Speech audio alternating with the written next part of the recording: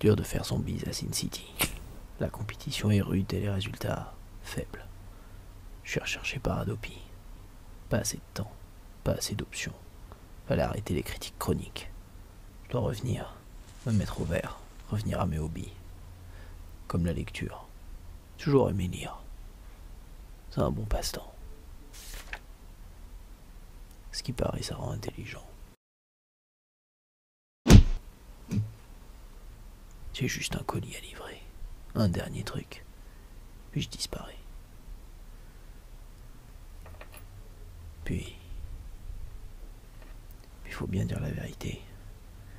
C'est pas comme si j'avais encore quelqu'un pour me retenir.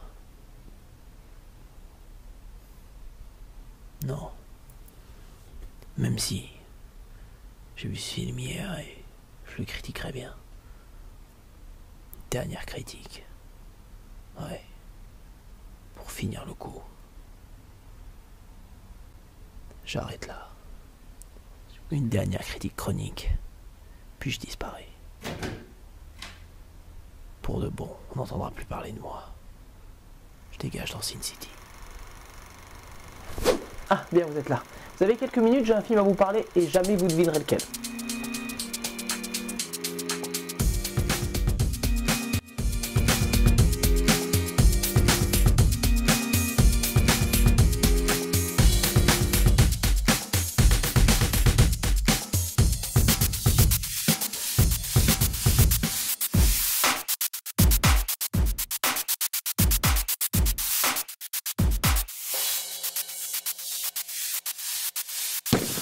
Sin City, c'est la ville où on entre les yeux grands ouverts. Sinon, on n'en ressort jamais. Excusez-moi. Un petit peu de temps à vous consacrer. C'est parti. Je viens aujourd'hui vous parler de la suite du méga hit de la mort qui tue, Sin City. La suite, pas Sin City 2, Sin City, j'ai tué pour elle. Bon, d'abord, histoire de se mettre un peu dans l'ambiance. C'est mieux, hein? Ouais, c'est mieux. Sin City est probablement le film dont l'adaptation est la plus fidèle à un comics. J'en veux pour preuve que c'est l'adaptation plan pour plan du comics original. Le dialogue même est suivi au mot près avec celui du comics de Frank Miller. Sin City est aussi connu sous le nom de Mickey Rourke Résurrection. C'est grâce à ce film que Mickey Rourke a connu un renouveau dans sa carrière qui lui a permis de revenir au sommet. Non, il est juste revenu un petit peu. Et après, il est reparti. Mickey Rourke. Sin City est un succès international. Plus que ça, c'est même un buzz qui a parcouru toute la pop culture. On dira ce qu'on en veut. Qu'on l'ait aimé ou qu'on l'ait détesté, Sin City a marqué les esprits. À peu près tout le casting original revient, avec juste un petit changement, Josh Brolin qui remplace Clive Owen. C'est vrai que visuellement, c'est les mêmes autant que ça à peu près. Avec seulement 40 millions de dollars de budget, Sin City remporte dans le monde entier plus de 150 millions de dollars, à peu près 158. Immédiatement après le succès du premier film, une suite fut annoncée, qui arrive aujourd'hui, 9 ans plus tard.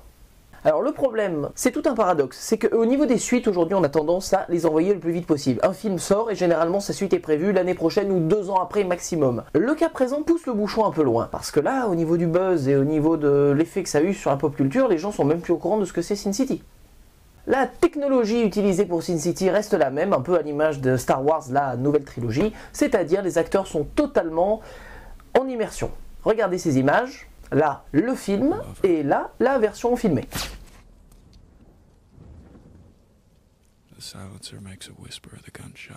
faut avoir de l'imagination quand on tourne dans Sin City. À peu près autant que Star Wars. Comme d'habitude pour Sin City, la chronologie est toujours aussi bordélique. C'est-à-dire que nous avons dans ce film des scènes qui se passent avant le premier film, qui se passent pendant le deuxième film, mais aussi après le premier film. Enfin, c'est très compliqué.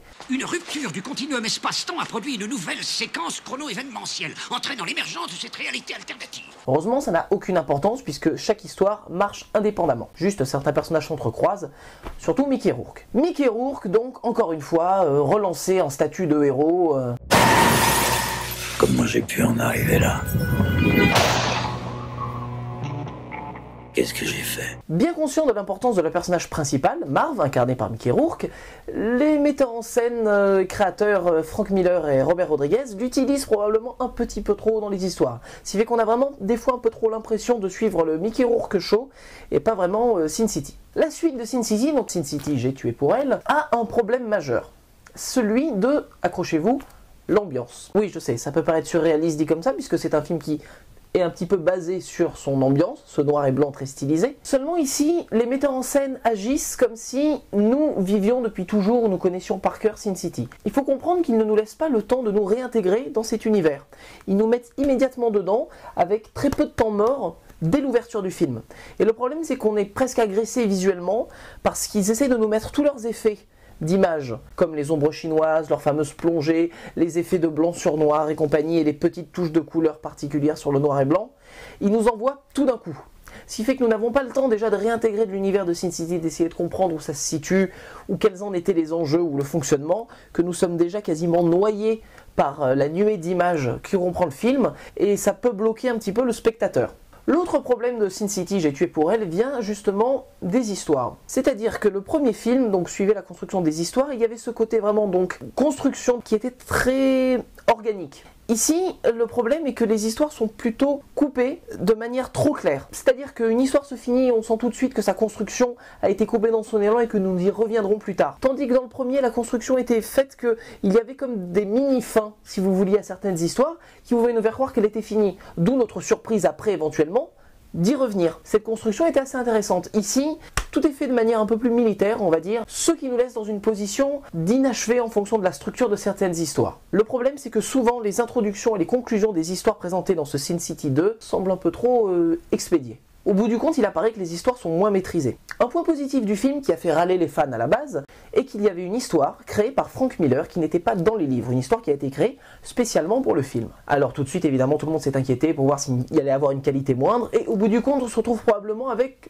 la meilleure histoire du film, à mon goût du moins. Eh bien, sénateur, As-tu la moindre idée de qui tu affrontes? Tu vas affronter un Rourke. je m'attends au pire. Oh, tu n'as pas idée de ce que je peux faire de pire. Tu ferais mieux de me tuer maintenant. Il faut noter aussi dans ce Sin City qu'il y a une tentative d'imposer une histoire complexe. L'histoire du titre J'ai tué pour elle, avec la femme fatale incarnée par Eva Green. Et le problème d'une histoire complexe dans l'univers de Sin City, c'est qu'on n'a pas le temps. C'est-à-dire que vous nous créez une histoire basée sur une simple histoire de vengeance, basée sur une simple histoire de vendetta, kiff kiff bourricot, mais c'était un peu les thématiques du premier. Ça fonctionne, parce que nous avons une structure narrative extrêmement claire, extrêmement nette. Tout de suite, quand vous essayez de nous construire quelque chose d'un peu plus complexe, avec des personnages qui ont plusieurs niveaux, ça fonctionne plus difficilement parce qu'on n'a pas le temps. On n'a pas le temps de développer une psychologie du personnage. Et le problème quand les réactions d'un personnage et certains développements de sa personnalité sont accélérés, c'est que ça fonctionne pas trop. Alors certes, vous allez me dire, nous sommes dans un univers de comic book où l'irrationnel est du quotidien. Certes, ça marche pour les actions de Marv qui peut se jeter d'un immeuble et atterrir sur une voiture et continuer à marcher dans la foulée, on est bien d'accord. Seulement quand ça concerne la psychologie des personnages, c'est quand même quelque chose qui a plus d'importance dans le film et qui est un peu bâclé à ce moment-là. C'est dommage parce que le personnage d'Eva Green, donc la femme fatale, est assez intéressant, mais il aurait mérité d'avoir une construction à ce moment-là linéaire de film qui nous permettait de développer le personnage correctement et pas de le voir juste 2-3 fois et de le voir éventuellement changer d'état d'esprit sans vraiment avoir des corrélations qui nous permettent de justifier la teneur psychologique du personnage. Au bout du compte, qu'avons-nous pour Sin City J'ai tué pour elle? Nous avons des histoires qui vont nettement trop vite, qui ne nous laissent pas le temps de nous réintroduire dans l'univers qu'est Sin City. Malheureusement, l'univers de Sin City est l'attraction principale de ces films. Comme d'habitude dans les Sin City, l'esthétique sert l'histoire, c'est-à-dire qu'un personnage méchant pourrait avoir les yeux qui s'illuminent quand il le décide au fur et à mesure du film, ou un objectif peut être illuminé par une couleur particulière. C'est quelque chose d'intéressant dans les Sin City. Il faut faire gaffe à ce que ça vire pas trop non plus au gimmick, dans le sens que si chaque histoire a à chaque fois un méchant qui a à chaque fois le même gimmick, les yeux qui s'allument ou je ne sais quoi, ou une cravate de couleur, ça pourrait être un petit peu lourd.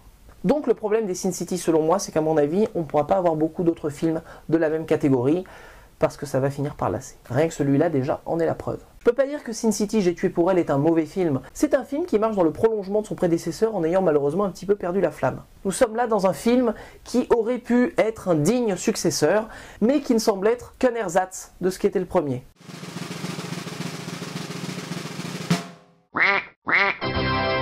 Encore une fois, je ne dis pas que c'est un mauvais film. Je dis juste qu'il est en dessous de son prédécesseur. Il vaut le coup d'œil. Au cinéma, peut-être pas. À vous de voir. Voilà. Je vous remercie pour votre attention. C'était un plaisir de critiquer ces films pour vous, avec vous. Malheureusement, je suis recherché, vous le savez. Et il faut que je m'en aille. Écoutez, je vous remercie infiniment. On se croisera à l'occasion. Soyez sages, allez au cinéma. Pardon, j'ai oublié. J'avais pas coupé la lumière. À la prochaine. J'avais fini, mais je sentais que j'allais pas pouvoir m'arrêter là. Même avec Adopi au cul. Critique. C'est une addiction. Plus que ce satané colis à livrer, et puis... Ouais, j'y retourne direct. Pourquoi je me casse le cul, au fait? Y a quoi dedans?